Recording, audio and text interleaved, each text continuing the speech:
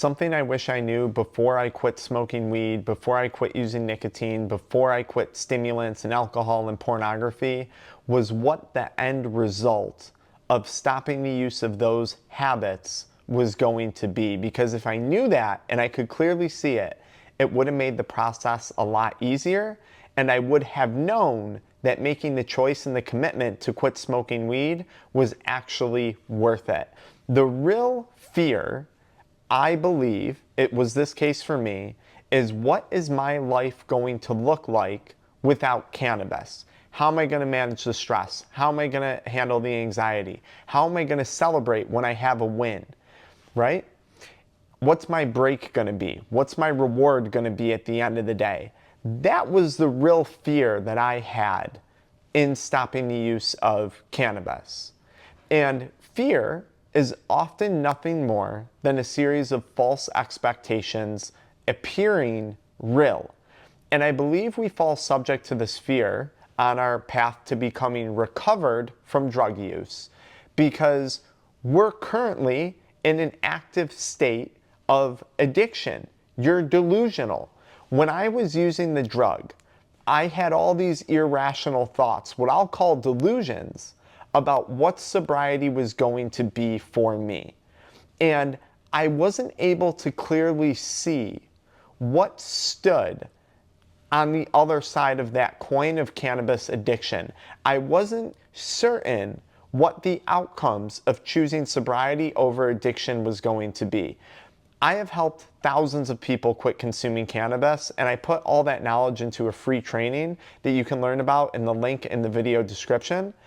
But if I were to go back and look at my own story, if you told me, Frank, right on the other side of this problem, the problem being cannabis addiction, you have better mental health, better physical health, improved energy, improved focus and mental clarity, stronger relationships, and you're going to have a beautiful baby boy over the course of the next few years after deciding to get sober, and you're going to have a beautiful living situation and a beautiful home, right? I didn't have this stuff before I was sober. This did not exist to me. I didn't have the things that you see today on my social media channel, okay? My life wasn't terrible, but it wasn't great. If you had told me, Frank, that's what's on the other side of this, do you know how much easier getting through the withdrawal symptoms would have been? And look, for me, that was no walk in the park. I had cannabis-induced psychosis. I had Cannabinoid Hyperemesis Syndrome. I had body pain and issues where I was going to see a million different rheumatologists, neurologists, primary care doctors. At one point from abusing, this was more related to supplement abuse, but I was seeing an oncologist because I had hypercalcemia in my blood. Like, I had to go through a lot. But if you told me, Frank, this is what's on the other side of that coin, and this is all the stuff you're going to achieve with that improved mental health, that improved physical health. You're going to have this family, and you're going to do all these things, and you're actually going to learn lessons in quitting weed. You're going to learn a lesson on motivation. You're going to learn a lesson about building confidence. You're going to learn a lesson about discipline. You're going to learn a lesson when it comes to developing grit and delayed gratification, defining factors of successful people in life. I would have said it's worth it. I would have said it's worth it. Despite being fearful, despite being scared to quit, I would have said it's worth it. And I would have tried. But the issue is, when you're in active addiction, you can't see that because your thoughts, your patterns of thinking might be clouded by the drug that you so badly want to stop consuming. So many people that I consult with will say, you know, Dr. Frank, this is great and this sounds good, but I don't feel that. And I'm like, of course you don't feel that way. You're still under the state of active addiction. Talk to me in 90 days and you're going to feel completely different. Talk to me in 2 weeks and you're going to feel completely different. Now, for a lot of people, this is complicated because they'll say, Dr. Frank, you know, I'm still fearful of quitting cannabis. I'm still afraid to do it. And I say that fear is based on false expectations appearing real. But sometimes those expectations are embellished from other people's journeys that have quit that maybe weren't so successful in their sobriety process. And then the person hears that, maybe they're in an AA group, an MA group, and they're seeing people and they're like, you know what, I don't want to be like this. This isn't what I want from sobriety. And then they decide, well, quitting isn't for me. Like, I've seen that where recovery groups actually deter people from stopping, or it leads them into a relapse. This happens. Okay, that's one thing. The other thing is they might be basing quitting on their past experiences. So they'll say, Dr. Frank, I've tried and I failed and it didn't crack up to what I thought it was going to be. Okay? And I don't think it's that quitting weed was a bad decision for you or wasn't the right decision for you. I don't know if you had the right tools. And I don't know if you made the mistake that I once made of making quitting weed about weed.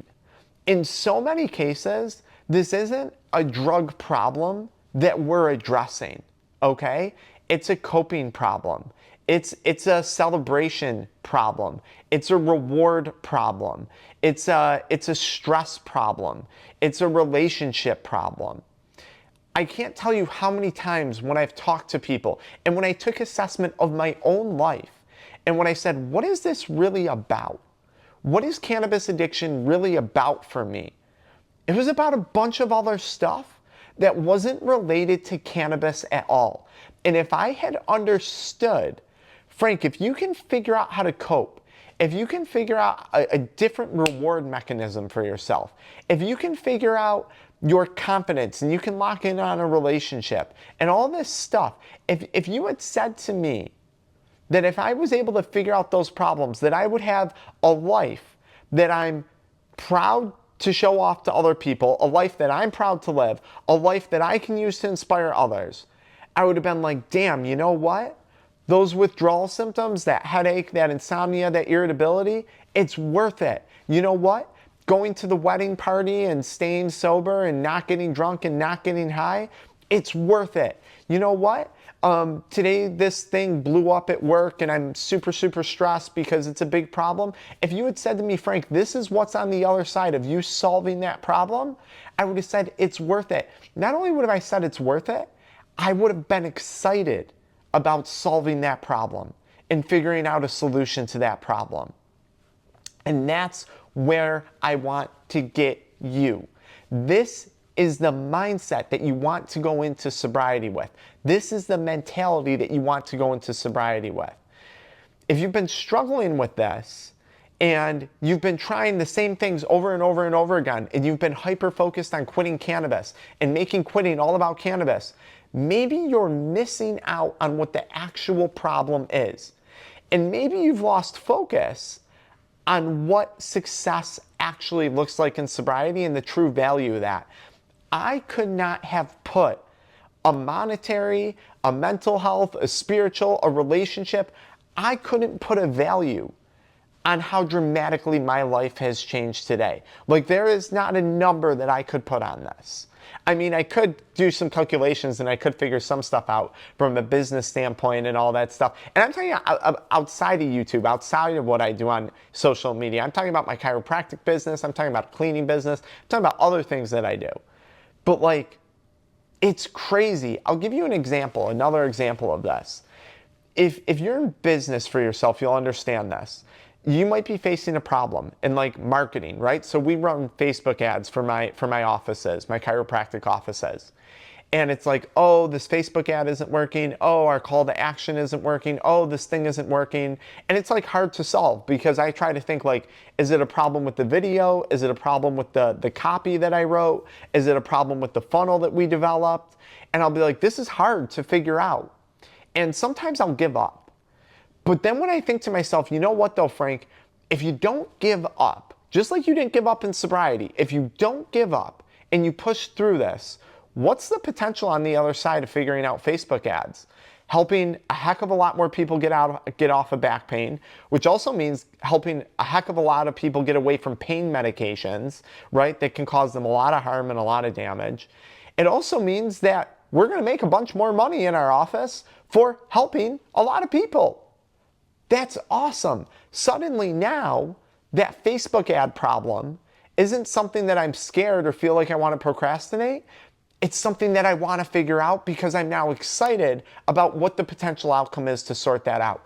Your sobriety and your choice to quit consuming cannabis is the same thing. It's just sometimes we lose sight of what lies on the other side of that decision and that choice. And I'm going to try and help that make it crystal clear to you. And again, I put that free training in the link in the video description. So if you need help with this, check that out. If you don't feel like doing that, just follow me right into the next video where I'll try and give you a little bit more of a boost. Until next time.